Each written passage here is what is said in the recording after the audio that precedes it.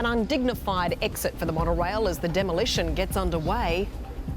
It turns out the state government can't get rid of the monorail fast enough. Just a week after the final ride, they started pulling it apart today, and that's going to mean some serious disruptions in the city from time to time. Josh Murphy joins us now. Josh, what is the time frame?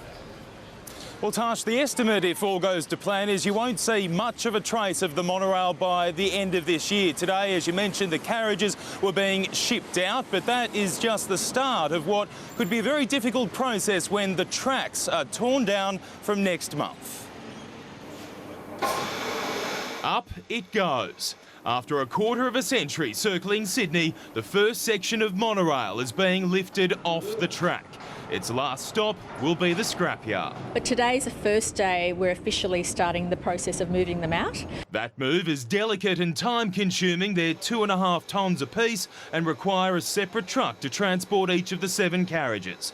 2 will be kept at the Powerhouse Museum, the rest recycled.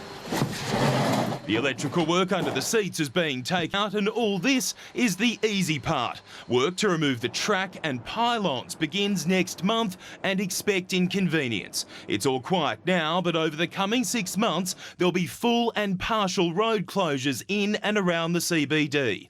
Bus services to be rerouted, weekend and nighttime light rail closures, and significant pedestrian disruptions. Businesses under the track are hoping the worst of it can be done between midnight and 5 a.m.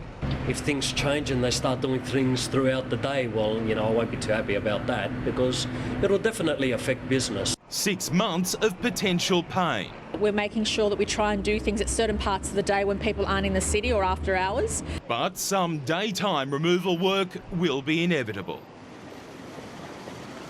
Now, the contractors will obviously try to minimise disruption in the CBD, but that won't always be easy or quiet. For those living near the track, it's expected that most of that work will be done at night, but the more noisy work will be limited to 4 consecutive nights at any one time. Tash.